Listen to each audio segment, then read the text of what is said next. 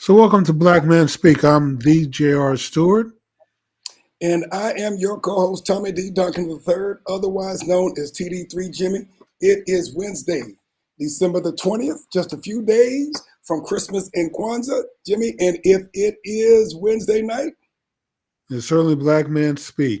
If you haven't already, please hit that like button. If you're on YouTube watching the show, subscribe to our channel and then help spread the word.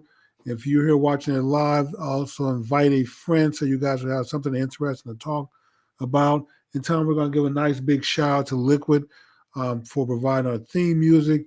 And I've heard that we have a very interesting and fascinating guest tonight. So we're going to get through the birthday stuff, and then we're going to bring our guest on and do what we do best.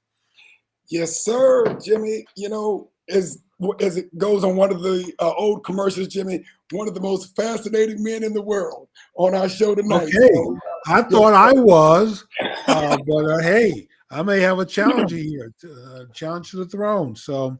All right, let's get this party started right. We're going to start off with our December birthdays. For those of you who are born in the last couple of weeks of December, you may be sharing a birthday with the following folks. You know, one of, I think, Jimmy, if not the most successful actor in terms of overall revenue generated on the big screen at all time, has a birthday tomorrow, December the 21st, and that is my boy, Samuel.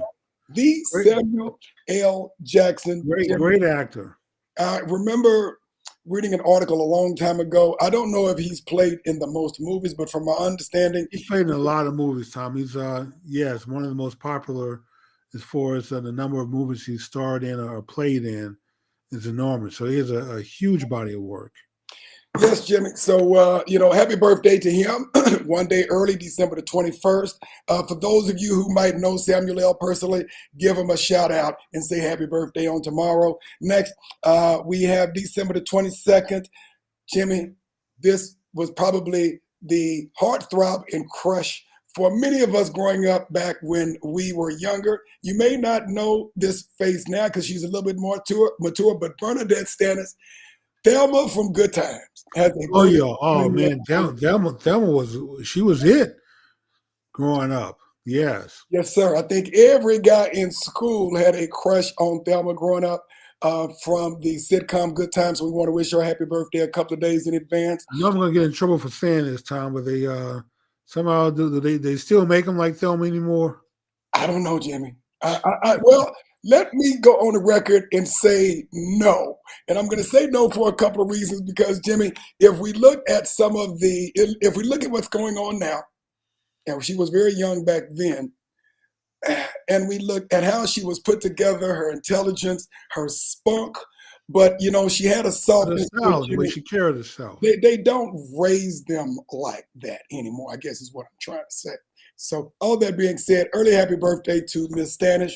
And then we're going to have one of our global track stars. For those of you who cover Olympic track, Johan Blake has a birthday on December the 26th, the day after Christmas, award-winning, plenty of medals, you know, in his showcase. Okay. Early happy birthday to him as well. And so those are our birthdays for this week. Not a whole lot on the list, but we definitely did want to make sure that we acknowledge those who have birthdays upcoming. I understand. And Jimmy, you know, we have I can't wait till we get our guest on the show tonight, but there were a couple of things that we want to try to maybe get a minute or two on, Jimmy, and then we're going to bring on our special guest. I know one, we were talking about the Virginia case where you had a mother who was who I think was charged. I don't know if she's been put in prison yet because no, she hasn't been put in prison. She's been charged, so they're having to go to court. She's lawyered up, and she's having to go to court to defend herself. Where her son, I guess, was able to get hold of her gun and take it to school, where he shot a teacher. And it's kind of an interesting story, Jimmy, because for what it's worth, it was a 6-year-old boy at the time. I think he is 7-year-old now. 7-year-olds now. But this young lady, Deja Taylor, 26-year-old, pleaded guilty in June to using cannabis while owning a firearm. Now, what makes this story kind of peculiar is that I guess when the police went to her home, they found cannabis in her household. And so there is a law, I guess, with her having cannabis and also having a firearm in her home. Jimmy, for what it's worth, I think there are probably a lot of people who probably have a firearm and have some other stuff that probably aren't so savory in our house. But she actually got convicted of this because of the result of her son shooting a teacher who, thank God, was not killed, had some injuries. Correct. But from my understanding, the lady Abby Zwerner, I believe is her name. I'm sorry, is filing a $40 million lawsuit for damages and injury. Well, Tom, I'll say this: there seem to be a lot of us being charged with this crime, and of course, you know, the president's son finds himself in the same situation. Correct. And so I thought this was a rare charge, but it seemed to be rare for white people.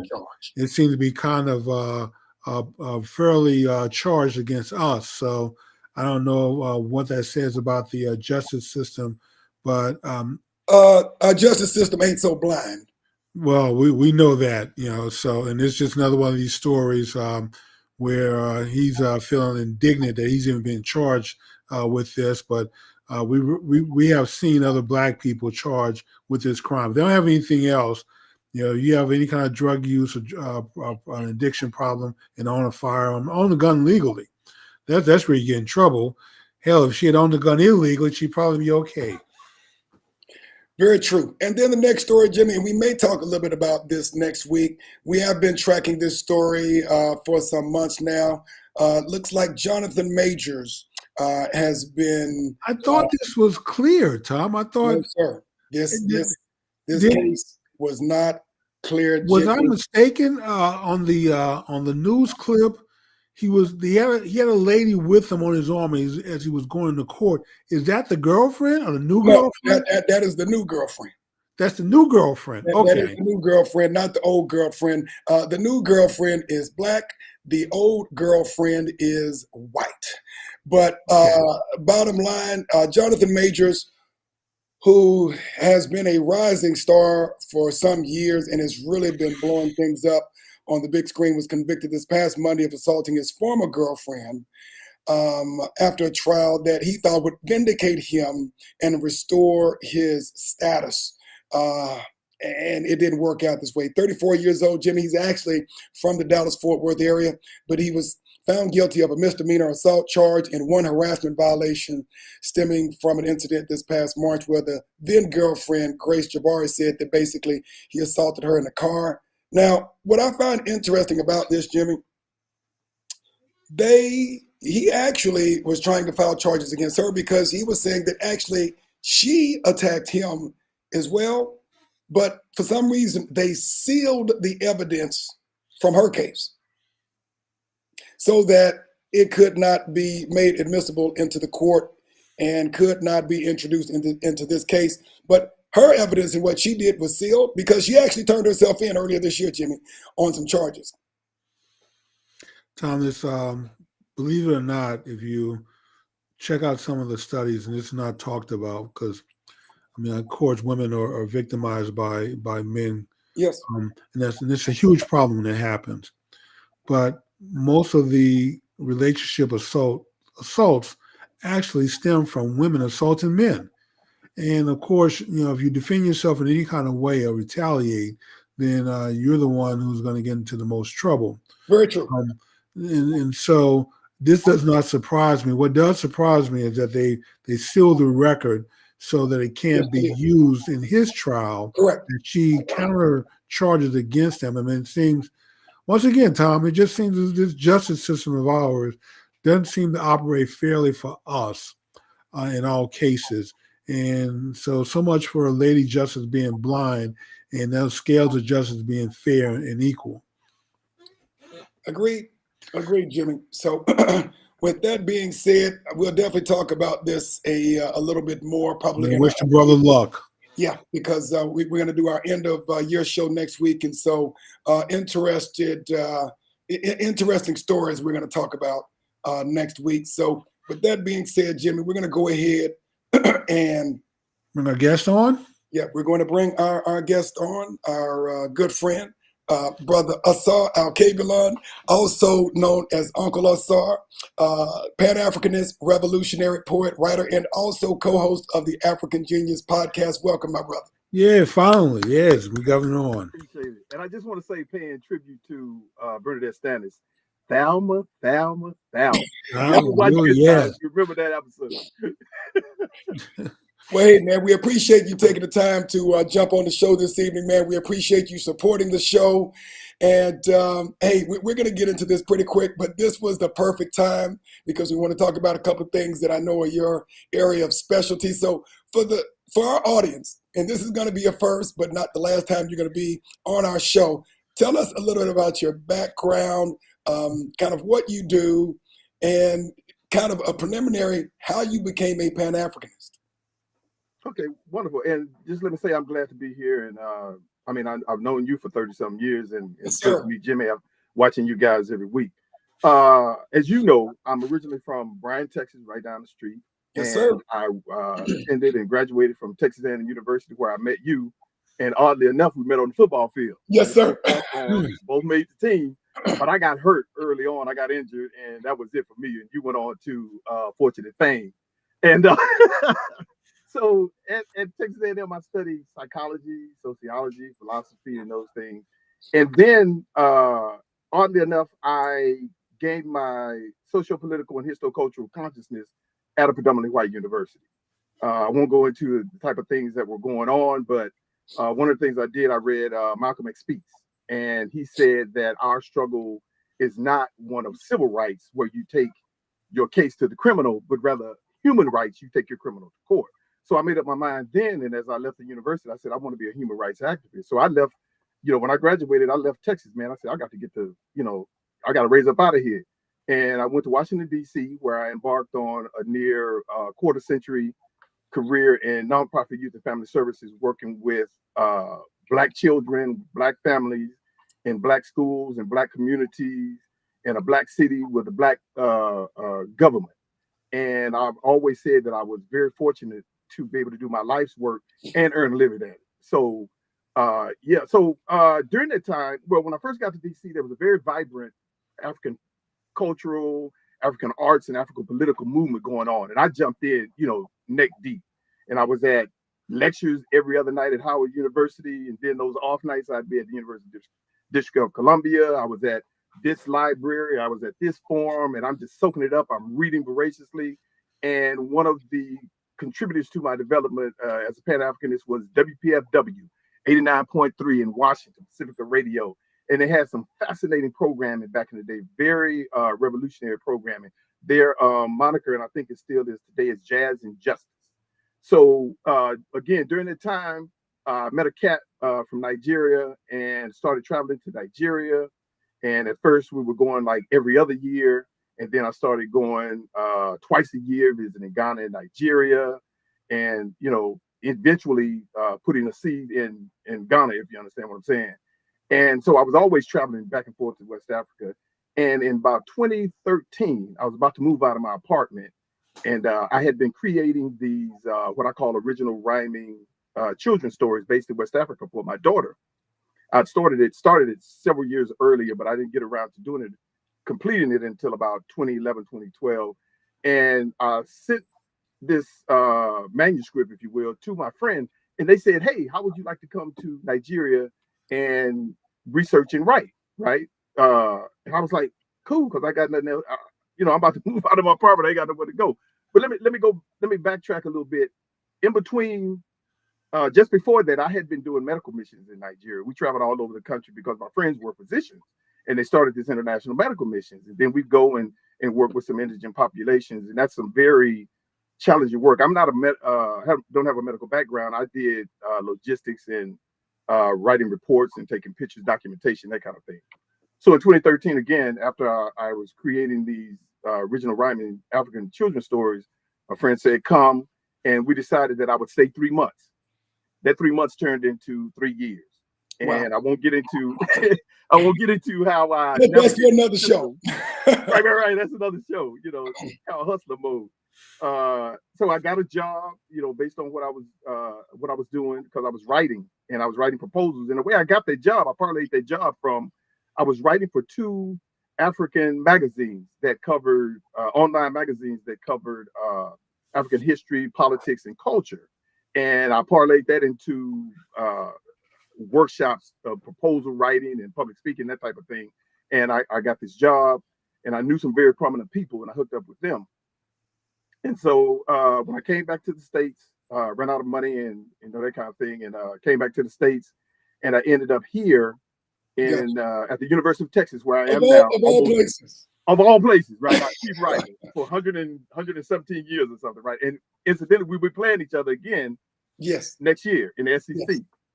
So I ended up back in Texas after nearly 30 years to the day. And I started in financial aid, and I'm currently a senior academic advisor in the Department of Mechanical Engineering. And I'm trying to bring some culture, some Pan-Africanism to the brothers and sisters and brothers at University of Texas. I just finished my term as a BFSA, Black Faculty and Staff Association president. When Juneteenth became a national holiday, the LBJ school, they initiated a Juneteenth program. And this was when, you know, we're still at COVID. So I wrote, when I found out about it, I was like, you're going to do a libation. And they were like, we don't know what a libation is. So I sent them a bunch of information. I said, I want to do it, but it's going to have to be online. They said, hey, you got about half a minute to do a video or something. So I called my favorite white boy, and I went out in the backyard where I was staying and created a libation video. It's still online. You can see it. I did that for they published it for the first 2 programs, which were online. And this most recent one, the third one, was in person, but I didn't get a call. But that is what it is. And my most recent accomplishment in terms of spreading the word of Pan-Africanism is I met this white cat. He's a retired ambassador to Africa, several countries in Africa, and we struck up this correspondence. And of course, being a Pan-Africanist, you got to be unapologetically African. And I'm telling him, you know, where I'm coming from. And he said, you know, you always give me something to think about. Why don't you come and speak to my class? You know, guest lecture in my class. I jumped on it. So I did that at the LBJ School of Public Policy at the University of Texas. And that's one of my proudest moments, brother. Well, why don't we do this? In the interest of your introduction, I was going to start off the agenda today with Kwanzaa, which you are intimately involved with as well. But as you've been talking about your roots and your evolution into Pan-Africanism, why don't we flip the order, but make sure that we give an adequate amount of time to Kwanzaa? Because I do know we're going to have some folks on the show and who are going to watch it afterwards who need to know a little bit more about Kwanzaa. But why don't we start off with Pan-Africanism? Talk about what it is, when it started, who are some of the key players, and why is it important? And start off with that theme, and then we'll make sure to leave enough time for Kwanzaa as well. Sure. So Pan-Africanism is simply working toward, and I always like to say working toward as a verb, because you're working toward, you can't sit back and say, well, I'm a Pan-Africanist. There's some work involved. I mean, we go back to Frederick Douglass, it's, you know, you want the crops, but you don't want the storm, you know, so it's working towards the total unification and liberation of African peoples, whether on the continent or throughout the diaspora. And that's all under scientific socialism. So that's Pan-Africanism. Now, we can get into another discussion about socialism and capitalism, but I'll say this, that it was capitalism that enslaved us. The thing that enslaves you can't free you, right? And if you read Eric Williams' book, Capitalism and Slavery, the thrust of the book is talking about how the enslavement of African peoples generated sufficient revenue to fund the Industrial Revolution. And then if you read Howard French's book, which is probably a recent book, Born in Blackness, he talks about how Africa played an integral part in what we call development of the West. And it is through African enslavement that, and I'm going back to Edgar Williams' book, that brought the fledgling capitalism to fruition. So again, it's the thing that enslaved us. We cannot liberate ourselves through that. So that's a whole nother discussion. But for Pan-Africanism, for me, it started when the sisters and brothers were in chains being marched to the slave ships. And They didn't know each other. You know, in Nigeria, you got over 300 ethnic groups, so you got over 300 languages. I don't, you know, my culture is who I am. And it's often said that we were not Africans until we left the continent. While we're on the continent, we are Ga and Fanti. We're Yoruba and Igbo. We're Zulu and Bambara. So, you know, we're not seen as Africans until we leave. So sisters and brothers in chains being marched to the slave ship. And this brother looks at this sister, and then they look at the white man, and then they look at each other and give a head nod, and they proceed to try to cut his throat because they know they have common interests. That is the beginning of Pan-Africanism, because you have Africans from different perspectives or different ethnicities or tribes or whatever you want to call it, and coming together to do that. So then we want to look at the Maroons. Once they got us on the ship, get us over to, in particular, Jamaica. As soon as they land, run off the ship. And again, we're different tribes with different tongues. We run up into the mountains, into the woods, and we start our own communities working together because we have, again, common interests. And then we want to look at the slave revolts. And the most notable, I guess, in these times since the 90s is Amistad with Joseph Sinkay. Yes. And they, you know, overthrew the captain and that kind of thing, but then were recaptured. We look at Nat Turner and Denmark Vesey, all these slave revolts. And then we want to look at the Haitian Revolution, right? This is the largest and most successful slave revolt in the history of the world. They beat up on the French, they beat up on the English, they beat up on the Spanish and some more people, right? So that is the largest, again, most successful slave rebellion. Still being punished today. Exactly. And still being punished today. Exactly. So then that brings us to the more formalized Pan-Africanism when we talk about Henry Sylvester Williams, who was in UK at the time. And he felt like, and he's originally from the Caribbean, he's in the UK, and that's going to be a theme throughout Pan-Africanism, is these brothers and sisters from the Caribbean. Mm-hmm. So he developed an organization, I forget the name of the organization at the moment, but he felt like we needed a forum to connect with our brothers and sisters on the continent and talk about our challenges, which are European imperialism and white supremacy. So he developed the Pan-African Congresses, which spanned from 1900 to 1945. And people who were heavily involved in that, George Patmore, again from the Caribbean, W.E.B. Du Bois, some say Du Bois, he said Du Bois, his lineage is from Haiti. So we see that influence coming from the Caribbean. So then we go into Marcus Garvey with the Universal Negro Improvement Association, UNIA, founded in around the same time in the early turn of the 20th century. So his thrust was Black pride and Black power. And incidentally, when we talk about the African liberation flag, the red, black, and green, yes, Garvey invented that. At that time, and you can go to YouTube and find this song, there was a song called "Every Race Has a Flag But the Coon." That's a very popular song at the time, literal song, that's the title of it. And Garvey created the red, black, and green flag. And we'll talk later about what the colors mean. So they couldn't say that anymore. So that's Pan-Africanism. And I appreciate you taking the time to share this. And matter of fact, as we kind of get into this conversation, I want to make sure that our folks on the chat line who have joined us this evening, opening the door to any questions that they may have as we go through this. So I want to recognize a few folks. We have Audrey K. Booker, of course, who is a consummate follower of the show. I want to thank you for joining us. Brother Ed Gray, the commish. Welcome to you, brother. Thank you for joining us this evening. Dominique Vinings out of the Atlanta, Georgia area. I want to thank you for joining us. Brother Frederick B. Roberts, Esquire. Esquire. Texas, USA. Miss Celia Reese. Thank you very much. In the house. Okay. Exactly. So we want to thank everybody for joining us. And what we're doing is we're going to encourage you to ask questions as we go throughout the show so that we can address any questions that you may have. So feel free to put that on the chat line as well. So kind of extending from the foundation of Pan-Africanism, how it was founded, who are some of the key players, and where we are today. Would you consider it to be a more grassroots or decentralized construct in terms of where it stands today relative to some of the key players throughout history? Where do you see Pan-Africanism today, and what are its primary goals in terms of what it's doing on the continent and throughout the diaspora? So that's a very interesting question, and I'll answer it this way. For me personally, I live Pan-Africanism. And that is to say, what I, again, part of the definition of Pan-Africanism is for me is the recognition and the embracing of being an African, because that's who we are, and understanding the connection to the brothers, sisters and brothers on the continent and throughout the diaspora in a shared cultural elements and history, and expressing myself unapologetically as an African. More direct to your question, Western society and capitalism have adulterated that.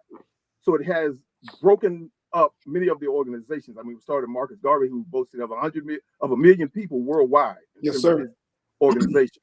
Then the civil rights organizations drew on Garvey. There's not really a movement in the U.S. of Black people, of African people, that can't trace their roots to Garvey, SNCC, the Black Panthers, the Nation of Islam, all of those groups.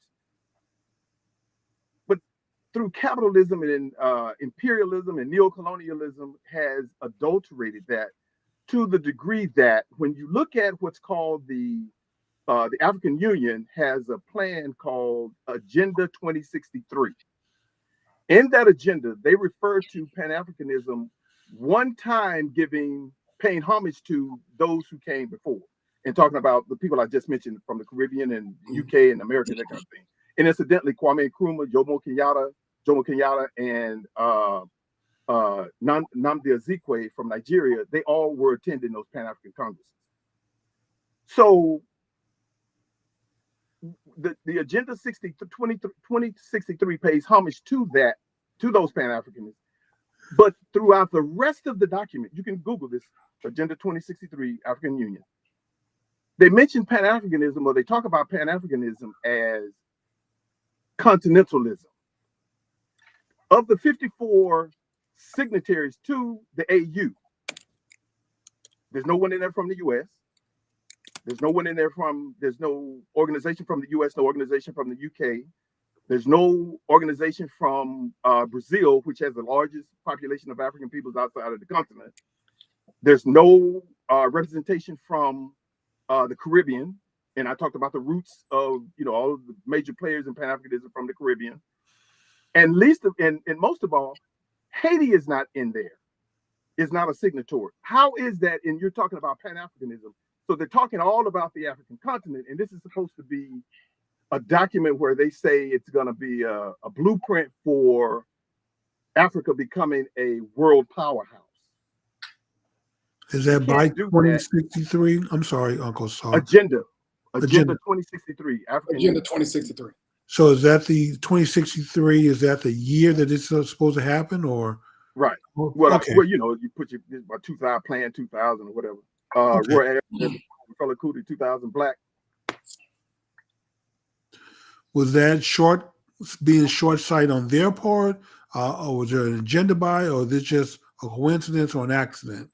What is your? I think it's a short sight on their part, because when we look at the liberation of African countries like Kwame Nkrumah, Patrice Lumumba, even Thomas Sankara in the 80s, and we know this for a fact because it's all documented through the CIA and COINTELPRO in the 60s, destroying Black groups, and they are destabilizing governments around the world. So we know that they had a hand in it. So anytime we get a figure like Kwame Nkrumah, and then you have him a coup, and when he's out of the country, you take over, you murder Patrice Lumumba, you have his boy Mobutu murder him, then Thomas Sankara, you have Compaoré murder him. Anytime we have a true Pan-Africanist or someone who is trying to bring the continent up, they're eliminated, just like Malcolm X and just like King, just like Medgar Evers, and some more. So it's not by coincidence that when they left Africa, they tried to put the African bourgeoisie into power, who had the interests of the European powers as their interest. So for me, it's not a coincidence. They're just short-sighted. I don't want to look at it as they're malevolent. They don't like us as brothers and sisters and brothers. But I see it as, I think they're very short-sighted because they're very bourgeoisie. Gotcha.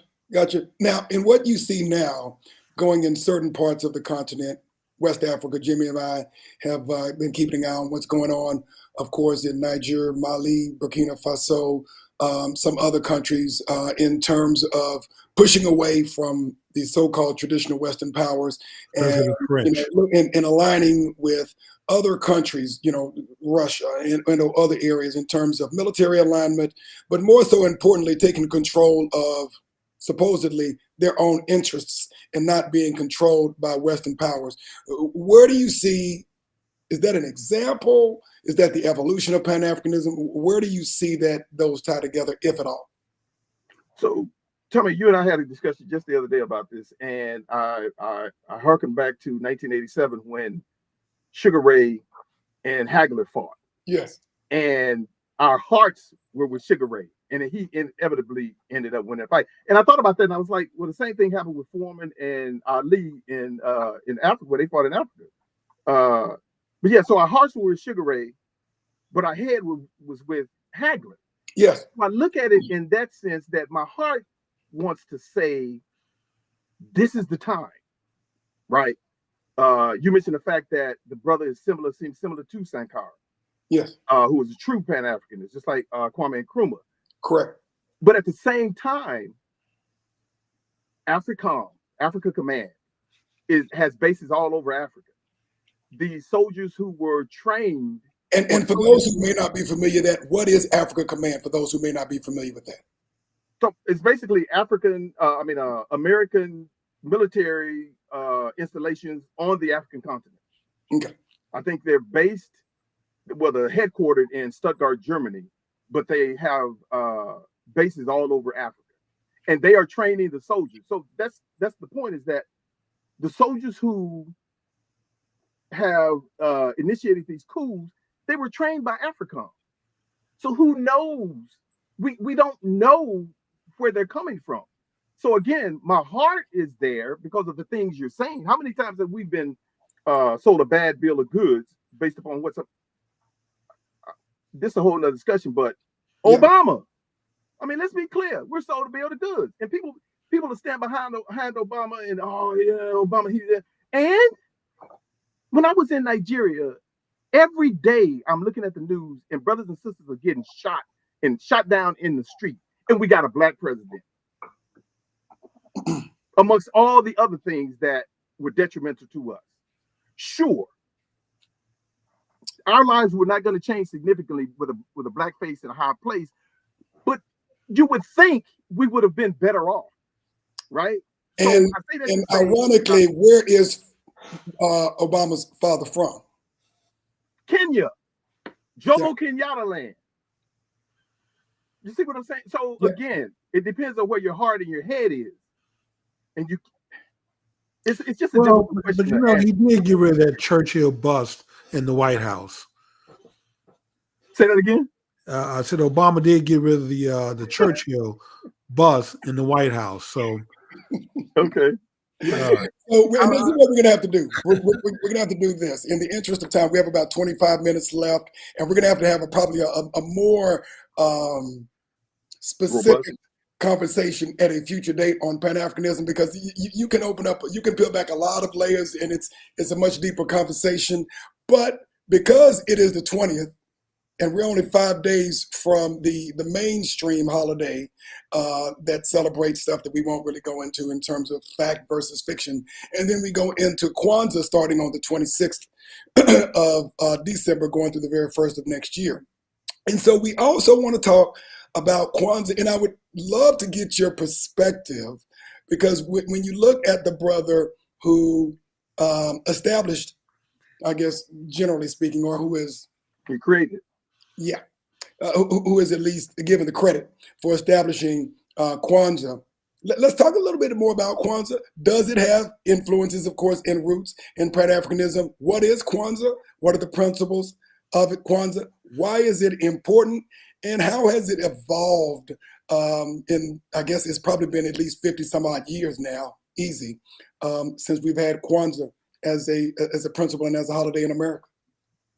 So tell me, you and I are both Aggies, and you Yes. just asked me 3 questions at once. You got to keep it one at a time, brother. You know, Tommy is you know long-winded how we. that way.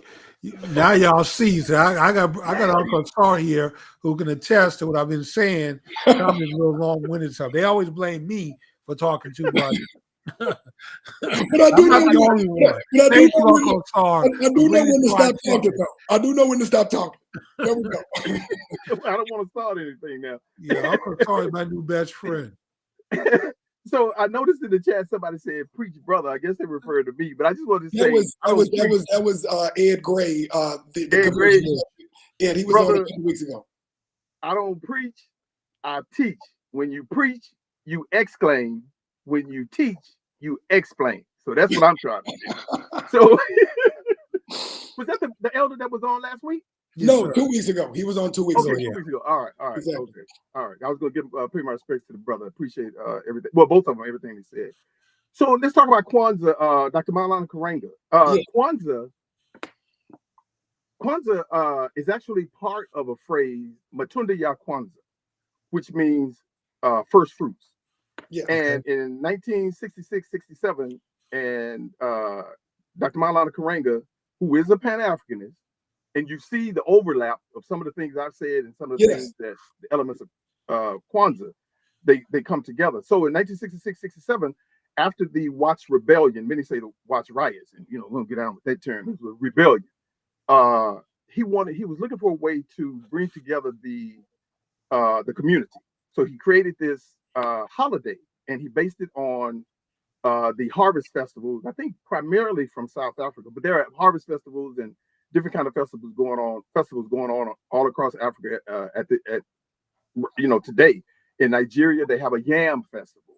At points during the year, you see corn everywhere. And incidentally, a yam, how we think of this orange sweet potato, that's not a yam, that's a marketing thing. That's another story. So even in Ghana, they have Kente Festival. So you have different types of festivals, but he based it on the harvest festival. And Kwanzaa is the foundation of Kwanzaa is the Nguzo Saba, which means in Kiswahili 7 principles. And so you may ask, well, why is he using Kiswahili? Because Kiswahili is the language of Pan-Africanism. Okay, you say, well, why is that the language of Pan-Africanism, which is a question I had forever. And when you look at it, Kiswahili is the most spoken language, native language on the African continent. Correct. And the most studied. And Correct. there's about 100 million speakers of Kiswahili. So that's why during that time, I guess in the 60s, I think around 63, Pan-Africanism, those in the Pan-Africanist movement chose Kiswahili as the language of Pan-Africanism. So everything is based on Kiswahili. So we have the 7 principles from Nguzo Saba, Umoja, Kujichagulia, Ujima, Ujama, Nia, Kuuma, and Imani. And if we can run through those real quick, we got Umoja, which means unity. Unity in the community, unity in the family, unity among our race. We got Kujichagulia, and it sounds just like it's spelled, Kujichagulia, phonetic, self-determination, that we define ourselves, we name ourselves, we speak for ourselves, and we build for ourselves. Then we have Ujima, which is collective work and responsibility, that we work together to build and maintain our community. And I take on your problems as sisters and brothers, and you take on mine. And that brings to mind the Southern African principle of Ubuntu, which can be simply explained as I am because we are, or we before me, which is diametrically opposed to the Western ideals of individualism. As a matter of fact, just a little short aside, when I was working in Washington, D.C. in the last millennium, in the early 90s, I had a Black male development group that I worked with, and anything that I do is African-centered. And I would do call and response with them. And, like the comedian said that Black people, we love a slogan. If you look at the popular rap songs today, they all have a hook. That's what they talking about trash, but they get a hook and it goes to number 1. So I had a call and response with them. And the call was, am I my brother's keeper? And the response was, no, I am my brother. So they're speaking directly to Ujima, that my problems are your problems. We have the same interests. Just like that sister and brother who being marched to the slave ship looked at each other and nodded and was like, yo, we in this together. So that's Ujima. Ujima, some people say Ujama, that's cooperative economics. That means helping to build the shops and businesses in our community and profit from them together. And then we have Nil, which is purpose, that we take on collectively a purpose to build our community, to restore our people to our traditional greatness. And then we have Kumba. Some people say Kuumba in TWI in Ghana. If you have the double letter, it's just a fraction of a second longer. So I say Kuumba, but most people say Kuumba. So this is creativity that we do as much as we can to improve our community and leave it better than we inherited it. And then the last principle, Imani, is faith in ourselves, faith in our parents, faith in our teachers, faith in our race, that our struggle is just and that we will succeed. So Kwanzaa runs from the 26th of December through the 1st. Now, the last principle, Imani, faith, is celebrated on the 1st of January. Correct. So the significant thing about Imani is being on the 1st of January, it lays the foundation. It is the foundation for maintaining the other 6 principles, the other 6 in Ngula Saba throughout the year. It is through faith that we practice these things. Okay, great. So, questions about Kwanzaa? So, just to make sure that everybody's clear, when you say that faith is really the foundation of the other words, what does that mean in layman's term? For instance, for those who they probably heard, of course, of Kwanzaa and the principles of Kwanzaa, but how does faith launch the other 6 throughout the rest of the year? Right. So it's just like I said, it's faith in me, faith in our parents, our elders, faith in our teachers, faith in our leaders, that we are just in what we're doing. We're not going to question our cause because, again, when we go back to talking about Malcolm X in terms of human rights, we can look at the situation in Palestine now, and we know that is wrong, right? Yep. The whole world is sitting by while people are being murdered. So in the same spirit, when we are being exploited and oppressed, that we are just in what we do to fight back, right? To struggle against that. And again, when we talk about the other principles, Kuji Chagalia, self-determination, that I have I have something behind me when I can stand up and say, this is who I am. This is what I want to be called. This is where I'm going. I'm defining and speaking for myself. When we talk about Ujima, cooperative economics, and I'm going to have faith that we can do this together, that we will profit together, that I can invest with you or work with you and we profit together. So that's what faith means. So let me sneak one in, Tom. Sure. There's actually just a comment, and Uncle Sorry, you can respond to it, of these silly people who try to delegitimize Kwanzaa by saying it's a man-made holiday, as if there are some holidays that naturally just sprung up out of existence. Every holiday is agreed upon by people to celebrate. So Kwanzaa is no less a holiday than any other holiday that we accept. Can you take a moment out and just speak on that so these silly people can stop with this? Oh, I can't celebrate Kwanzaa because it's man-made. Well, I think you just said it. There's no need for me to reiterate what you said. It's every holiday is made up. There's an old saying that goes, all you have to do is die and live before you die. Everything else is made up. So that includes all the holidays we celebrate. Now, Kwanzaa, as Dr. Maulana Karenga created, was so initially he wanted it as an alternative to Christmas and other things because he didn't want us to, as a people, to perfunctorily engage in the oppressor's traditions and culture, right? He said we want to celebrate our heritage, celebrate our history, celebrate our culture. So then they say, well, he changed his mind. And I mean, that's cool. He said, you can celebrate, because I guess, as anybody, you don't want to step on anybody's toes. You got diehard Christians, you got diehard Muslims, and they're not going to let that go for anything. But at the same time, this is a vehicle to promote our African heritage. So he was like, well, you can still celebrate your religious holidays or whatever, and you can do Kwanzaa as well. And I presume it was obviously deliberate that he started on the 26th and not another date, considering the breadth of the traditional Christmas that is celebrated every year in most Christian countries. Well, so that's an interesting point. When you look at the traditional, well, when you look at the prehistory, and let's look at the Nile Valley, the calendar was divided into 360 days and 5 festival days. And that happened at the end of the year. Why did it happen at the end of the year? Because of the winter solstice. Correct. And it is only through Europe that they deemed the 25th as the birth of the biblical Christ, right? Because that's the winter solstice. When you look at it, that's the shortest day of the year. And then the next day, the days begin to get longer. The birth of the sun, S-U-N. So all cultures have celebrated this time of year with festivals. You got the Saturnella, you got the Iranian god. I can't even think of the name of it, but you had all peoples and cultures have celebrated this time of year because, again, it was the birth of the sun. The days were beginning to get longer. And I won't even dig to the point when you begin to look at the history of, I guess, the storyline of Jesus the Christ and the metaphor that we look at in, most of our stories, looking at it from a biblical perspective, from a geographic perspective, and then we look at the Nicaea Conference and how all of that stuff evolved. But with that being said, why is this, in your opinion, so important, that being Kwanzaa? Why is that so important? Obviously, you talked to the many festivals in Africa that were used as a foundation for the development of Kwanzaa. What have you seen over the years if you celebrated this festival throughout the country? Is it a primarily American-based celebration?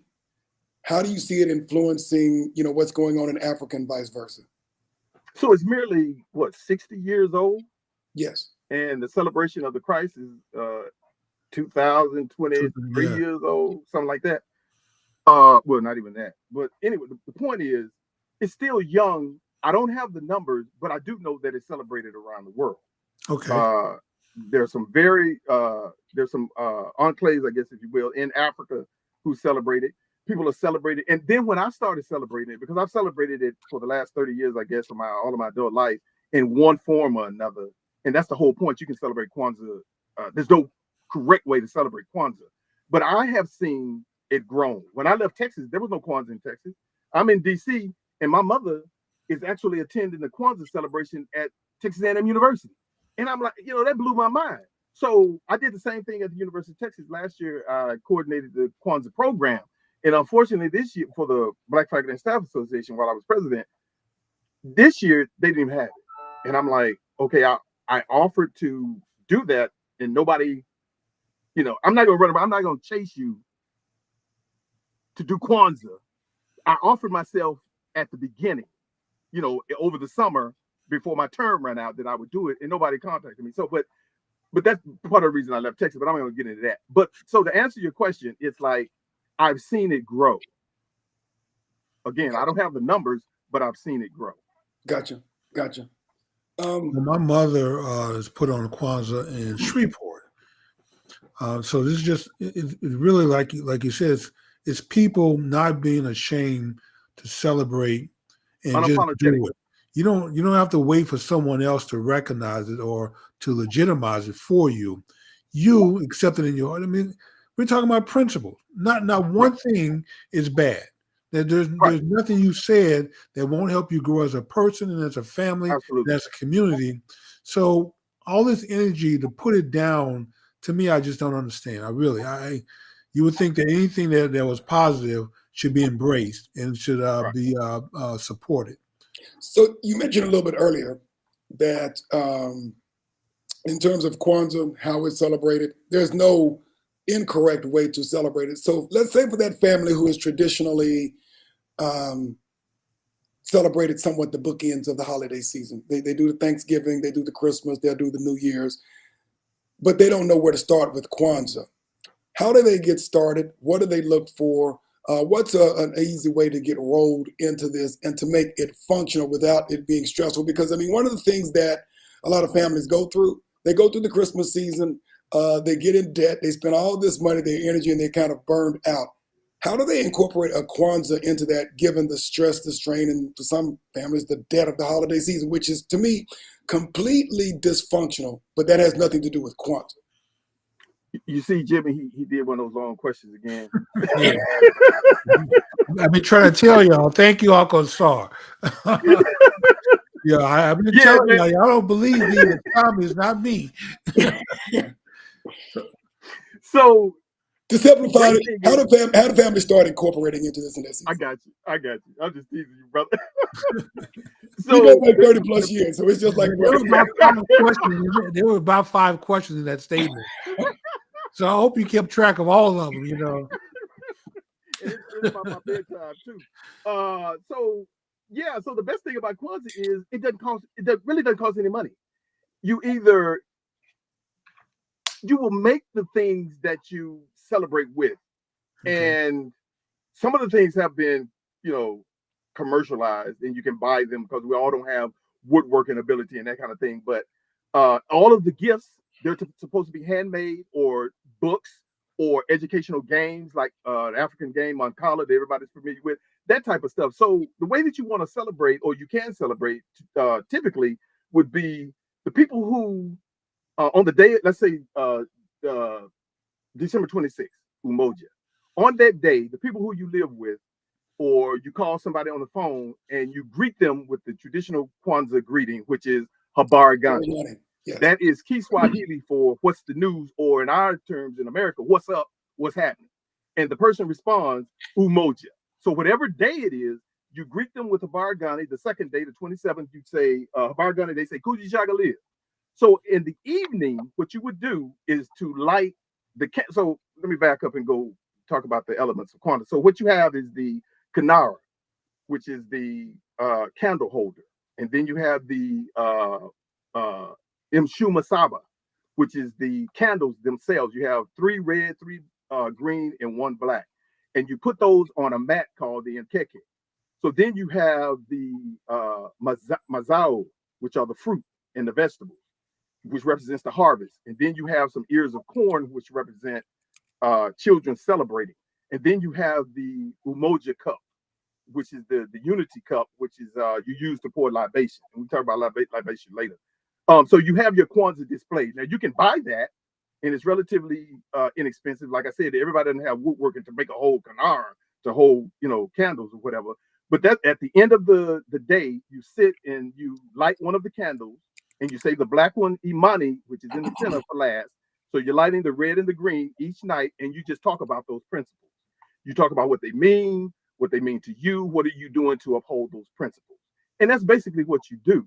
So on the 31st, and this wasn't a part of Kwanzaa at the beginning, it's what you call the Karamu, which is Kiswahili for feast, and which has become a very integral part of Kwanzaa. So you can have a feast on that night. And Tommy knows that I've coordinated probably a dozen Kwanzaa celebrations over the years, and I even gave a presentation to the DC chapter of Black Association of Black State Colleges, ABSI, back in '87 about Kwanzaa. But when I coordinated a Kwanzaa program for the community, I would bring the young people in with their family, very grade school children and whoever else wanted to participate, but it was focused on the grade school children. I would have a brother there who talk about Kwanzaa, pour the libation. I'd have a master storyteller there. We'd have the African dancers and drummers. I'd have a face painter. I would have videos playing about African history. I'd have traditional African music playing, and then I'd have food from the Caribbean. And all of this is going on for us to celebrate Kwanzaa. And that's pretty much how you celebrate Kwanzaa. We call it a pre-Kwanzaa festival because it's going to happen, at a point like in school, everybody's out of school during Kwanzaa.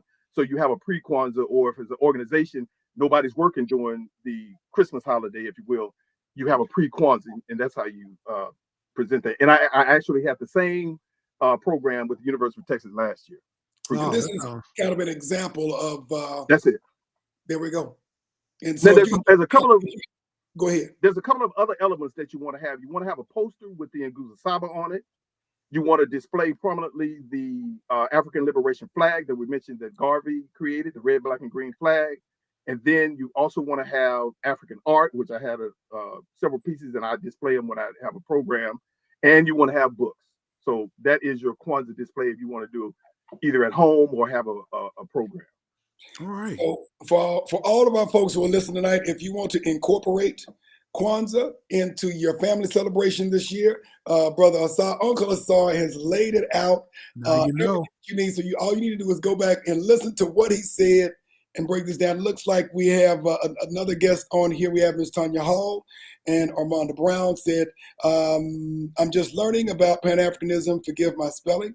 What are some good sources to find out more about Pan-Africanism? Kind of going back, and then we'll close it out with any other thoughts on Kwanzaa. So one of the important sources is YouTube. I mean, YouTube, everything is on YouTube. Yes. You can Google just about anything. But one of the people I would suggest that you Google would be Kwame Ture. Any speech you see on Kwame Ture, he's going to lay out some principles of Pan-Africanism and scientific socialism. Excellent. All right. I think that answers your question. I think that's the only question that we had on Pan-Africanism. If there are any questions on Kwanzaa, this is definitely the time to bring it up. And let's kind of, I guess, close out now that we have 2 minutes, Jimmy. Any closing thoughts, Brother ASAR, before we close out tonight's show? And of course, we're going to have you back because there are a couple of other leaves that we've unfolded. We're going to have to dig deeper into just at another time. Uncle Hey, ASAR, brother, my number one question is, when are you coming back, man? Hey, Tommy cut you short when you were talking about Africa, and not that Kwanzaa wasn't important, it is, but we need to go back and finish the discussion you started before you were cut off by Tommy. You're correct, because I had to make sure that everybody who was watching got both. And so I'm just going to go ahead and put it out there because I know everyone is wondering, when are you coming back, man? We can finish that discussion. So, like I said, I am, honored to be invited to your show. Tommy has tried to get me on the show for quite some time, and I was running from it. And because I'm not an expert on anything, man, I like to call myself a good brother trying to make a difference. But he saw something in me that he felt, he wanted to share with everybody, and I appreciate that. It is not just Tommy. Everyone has been intrigued by what you share with us today, the teachings that you've brought, so we appreciate it. And I know they want you to come back and finish what you started. And we're going to have a show just dedicated to Pan-Africanism. Yes. Okay, let's do it. And it's going to evolve from there. So, Jimmy, we've got 1 minute closing comments, Brother ASAR, and then we'll close out the show. I think I've talked long enough. As the brother said, I was preaching, but I was teaching. I tried. No, you were teaching. You were teaching. All right. Well, we want to thank everybody who joined us this evening. We want to thank everyone who joined us on the chat line. We hope that you got some value from this podcast. We're definitely to have Uncle ASAR back in 2024. And of course, we'll be back next Wednesday for our close out show. We want to thank everyone for joining us. Jimmy, I'll let you have it. Well, with that being said, we're going to get Uncle ASAR to come back. And like I said, he's my new best friend because. Oh, wait a second. Armanda Brown asked if you have a YouTube channel, which she probably was here earlier. I did mention that. Did I mention the African Genius podcast? No, you did not. You did not once. I'm the co-host of African Genius podcast with a K, and if you Google my entire name, ASAR ALKEBULAN, African Genius with a K, the videos will come up. I co-host that Pan-African podcast with this cat out of South Africa that I met when I was in Nigeria writing for that one of those African magazines, and he's an artist, and it's a side project for him, the African Genius podcast, because he does something called Art Lexia, which promotes art in South Africa. But Google my name, ASAR ALKEBULAN, and African Genius. Can we not post it real quick? Do we have the link? Actually, we do not have the link, but what I will do is I will post that so everybody will at least have that information. And okay. We apologize for that. African.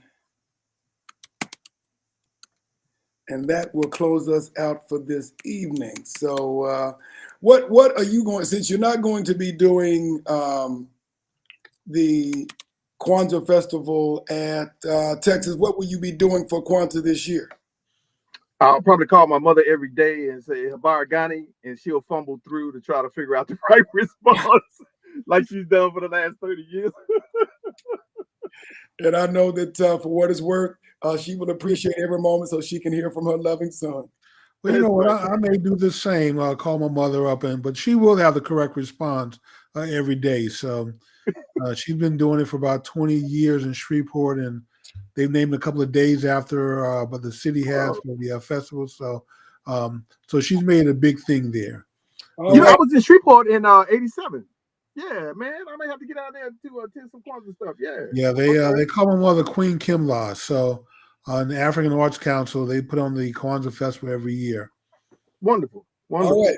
If I got that right, Brother ASAR, Afrikan Genius Podcast with a K. With a K. Everybody has right. it. All right.